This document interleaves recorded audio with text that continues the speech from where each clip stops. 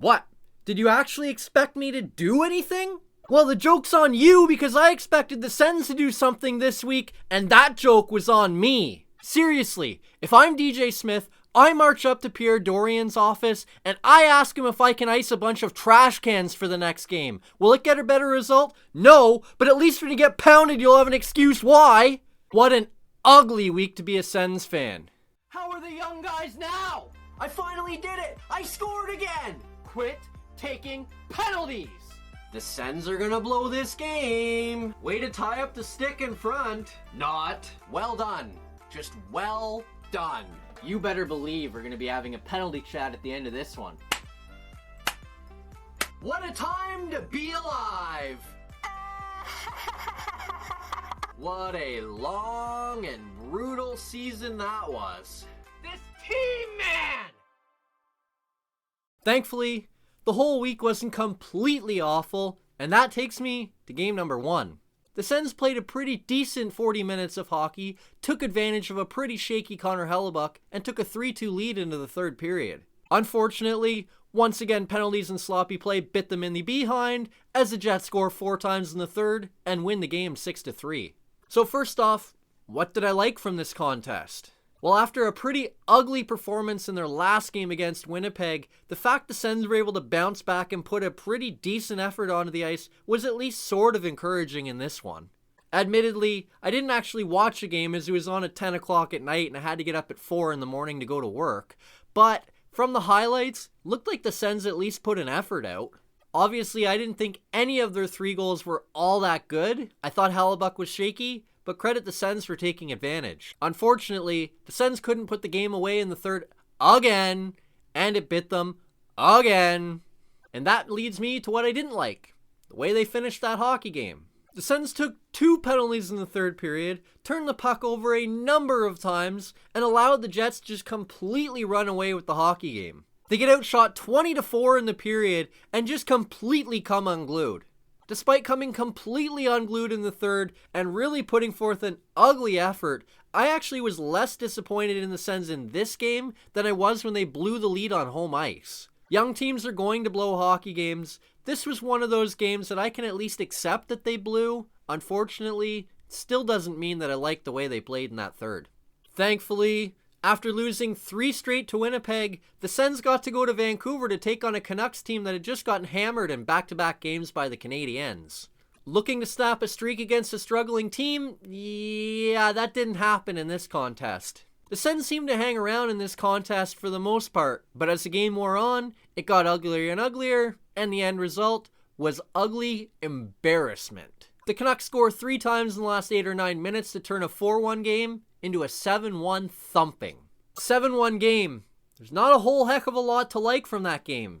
So what did I like? Well, despite being absolutely hammered in this contest and getting pounded 7-1, the Sens actually hung around for the most part and ended up out shooting Vancouver.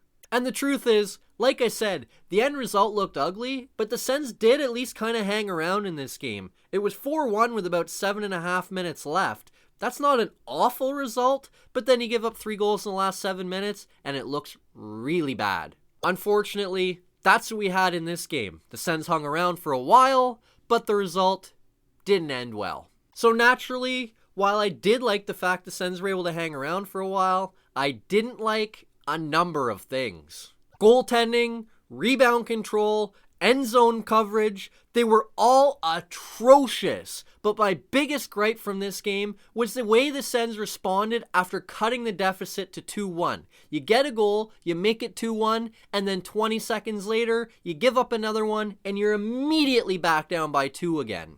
Obviously, things didn't go great for the Sens in this contest, and the end result was they got thumped. But you go back to when the Sens cut the game to 2-1. You come out in the next couple shifts, you keep the game even from that point on for a while, all of a sudden the whole complexion of the game changes. Maybe the Sens get a lucky bounce and get a 2-2 goal, and now you go to the third tied. Instead, 20 seconds later, it's 3-1, and the game's effectively over. When you get a goal, you've got to make sure the next couple shifts are terrific to make sure you can at least keep that goal as some momentum for your side. The Sens didn't do that, and it ended up in a runaway.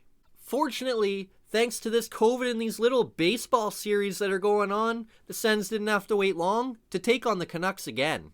And how'd this game go? Well, it got off to an ugly start as the Sens were down by a goal barely 2 minutes into the game. They then responded to have an unbelievable first period, outshooting Vancouver 23-7. They came unglued in the second, gave up 3 goals, fell way behind, and it was game over from there. So what did I like from this game? Obviously, the easiest and most obvious answer to that will be the way they played in the first period. Sure, the game got off to an awful start. They gave up an early goal, took a penalty right after that, nearly went down by 2, but they managed to kill it off despite playing an ugly penalty kill. They then responded terrifically from there and dominated Vancouver for the rest of the period. Josh Norris scores a power play goal to tie the game at 1. The Sens push for the rest of the period. Can't beat Thatcher Demko, and despite playing an unbelievable period, it's tied at 1. And I have to say, I was really pleased to see the Sens play that period, especially after the way they started, but I have to admit, I was a little disappointed to see them 1-1. As a Sens fan, it's extremely discouraging to me to see them dominate and play so good in a period and come out tied. And speaking of come out tied, that seemed to hurt the Sens' momentum, or at least build Vancouver's, because the Sens completely game unglued in the second period. And that's what I didn't like. You play a terrific first period, you come out in the second period, you completely erase, and then some, what you'd done in the first period, and before you know it, the game is so far out of reach you have no chance to come back. I think this second period showed me 2 things about the Sens. They have a long way to come when it comes to consistency, and even bigger than that, goes to show if this team is not completely on in a game, they don't have a chance in heck of winning it. They dominate the first period, and it's tied at 1. They play an awful second period, and now it's 4-1. And then, after getting pounded 12-2 in back-to-back games, unfortunately for me and the rest of the Sens fans, they come back immediately the very next night and have to play Vancouver again. And this contest, well, I guess it went better.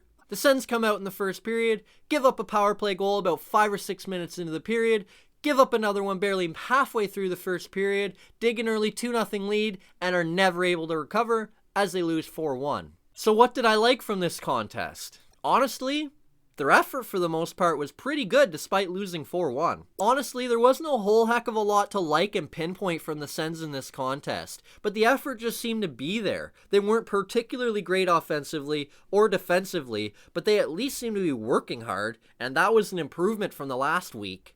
The first period wasn't terrific, but they came out in the second and were very good. They outshot Vancouver by 10. The problem is, much like every other game for the last 7-ish games, despite absolutely dominating the shot clock, the Sens come out of the period and are net even.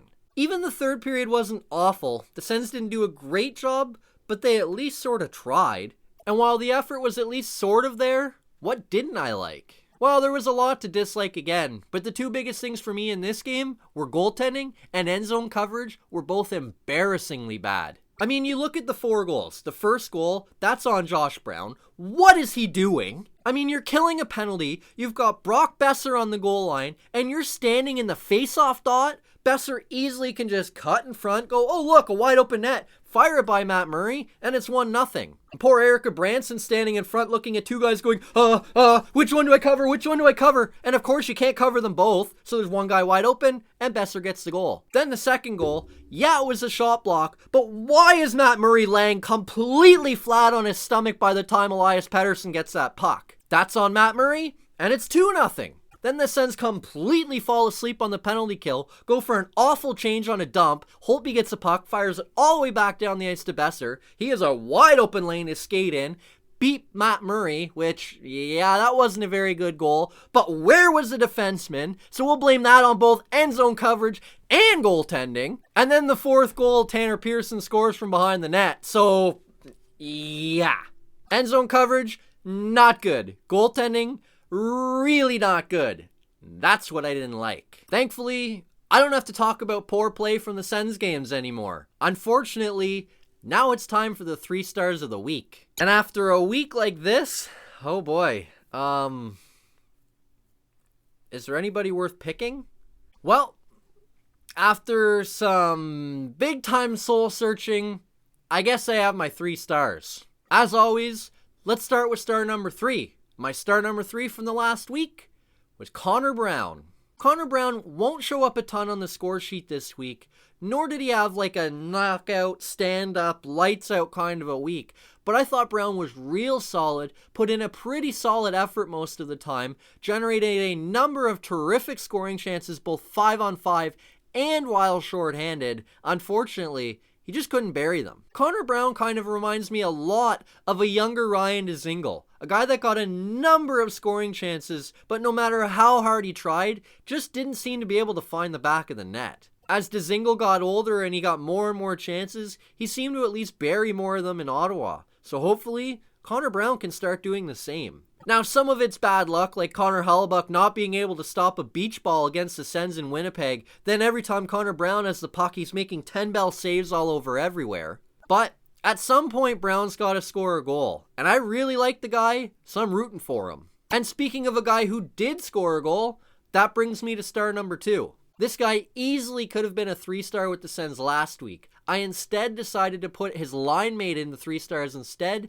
This week, he gets the nod. And Ottawa's 2nd star of this week is Josh Norris. Again, I didn't think Norris had an absolutely dominating week, but then again, nobody on the Sens did. I thought Norris was pretty solid though. He scored the goal that got the Sens rolling in the 2nd game against Vancouver, contributed to a dominant first period. Unfortunately, they just weren't able to finish that deal or any of the other ones from this week. But the truth is, I really liked that kid line. I know some people like to call them the Chuck Norris line.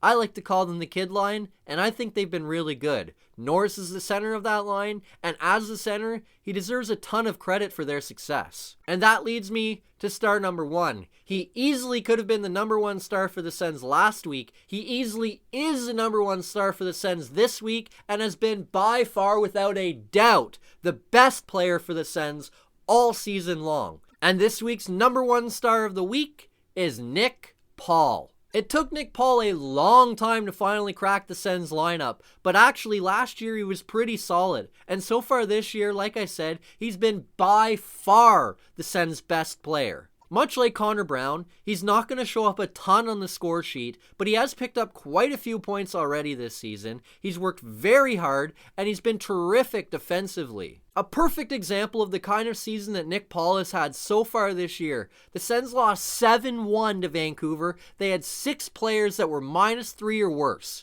Nick Paul in that game was a +1. Goes to show how great Nick Paul was this week, how great he's been all season, and why he deserves to be this week's number 1 star. So real quick, Connor Brown is star number 3, Josh Norris is star number 2, and this week's star number 1 is Nick Paul.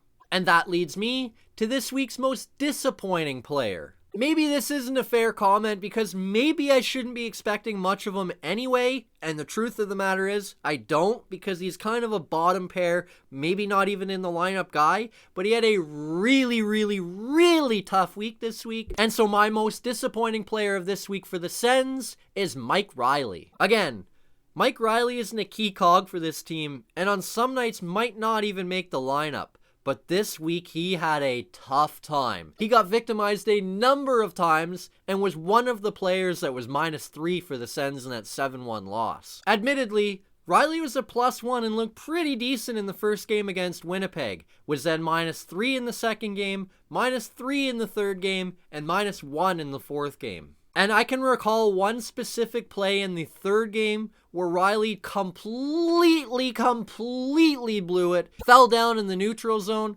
turned the puck over, let the Canucks come back the other way, and score a goal to take the lead. Luckily, the Sens have 3 contests this week for Riley to get it under control, and luckily, I'm not somebody that's going to hold a grudge against him. So, he's got ample opportunity to improve his stock this week, and hopefully he's able to do that. Speaking of this week, like I mentioned, the Sens play 3 contests, all on the road once again, as they're in Edmonton on Sunday, Edmonton Tuesday, and Montreal Thursday. Looking ahead to those Oilers contests, the Sens actually should come into that contest with a little bit of momentum, as they've won 2 in a row, 4 of 6, and 6 of their last 9 against the Oilers. Oh, and if the Sens are looking for any additional momentum, Ottawa hasn't lost in Edmonton in 7 years. March 4th, 2014, a span of 6 straight Sens wins. Hopefully the Sens can get a win, but they're playing pretty poor defensively right now, and now they get to walk in and play McDavid and Draisaitl. So I'm not holding my breath. And if things don't go very well for them in Edmonton, they could go even worse for them in Montreal as they play the Habs. And why do you suppose I'm pretty down on the Sens playing the Habs? Well, coming into the contest, the Sens have lost 3 in a row, 6 of 7, and 12 of their last 15 games against Montreal. If there's any team I have very little hope of the Sens beating, it's Montreal, especially with Montreal playing as well as they have this season. Oh, and to make matters even better, the Sens have 1 win in Montreal in 4.5 years and have lost 7 of their last 8 games in Montreal. Something tells me 3-game losing streak again this week is very much in the cards. Well, that's it for this video. Hit like if you liked it, subscribe to the channel if you haven't already, share with anybody you know, and comment down below. What did you like about the new way I do the videos? What don't you like? What do you think I should change? What should I add? Last week I accidentally clicked a setting that turned the comments off. This week, the comments are on. So please let me know down below. I think I'm just gonna watch the next Sens game like this.